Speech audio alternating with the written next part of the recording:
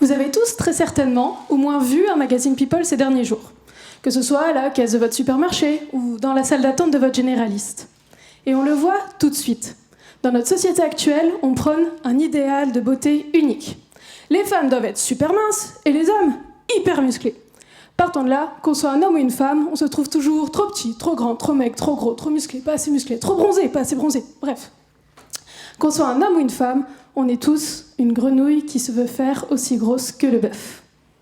Et oui, comme dans la fable de La Fontaine, pour la plupart d'entre nous, on est insatisfait de notre corps.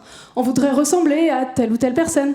Il y a un écart entre le corps perçu et le corps idéal. C'est ce qu'on appelle l'insatisfaction corporelle. Et moi, en tant que psychologue, ce qui m'intéresse, c'est pourquoi devient-on insatisfait corporellement ? Pourquoi devient-on une grenouille ? Et pour comprendre cela, je me centre sur les processus psychologiques, les manières de penser et d'agir. D'un côté, je travaille sur le perfectionnisme, le fait d'avoir des standards très élevés, d'être autocritique envers soi-même. En bref, c'est être hyper exigeant. Et on sait qu'une grenouille hyper exigeante, c'est une grenouille encore plus insatisfaite. De l'autre côté, je travaille sur la rumination. Bon, là vous avez vu un bœuf, mais la rumination, c'est pas avaler, régurgiter les aliments sans arrêt comme les vaches. Non. Moi, je vous parle de rumination mentale. Le fait de ressasser les événements, les inquiétudes, les émotions négatives. En bref, c'est se prendre la tête. Et on sait aussi qu'une grenouille qui se prend la tête, c'est une grenouille encore plus insatisfaite. Partant de là, j'ai plusieurs questions. Qu'est-ce qui est le pire ? La grenouille hyper exigeante ou la grenouille qui se prend la tête ? Et la grenouille hyper exigeante qui se prend la tête, qu'est-ce que ça donne ? Et donc mon travail, c'est de comparer les grenouilles entre elles sur différents points.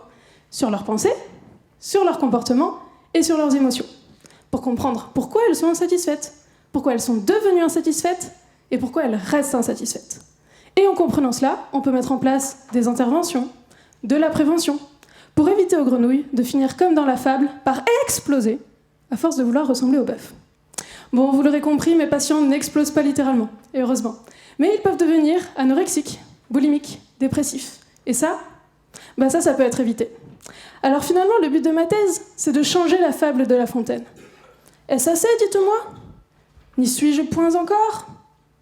Ni. M'y voici donc ? Point du tout. M'y voilà ? Vous n'en approchez point. Et finalement, la grenouille s'arrêta d'enfler et se rendit compte qu'une grenouille est juste censée ressembler à une grenouille. Je vous remercie. Julie Rivière.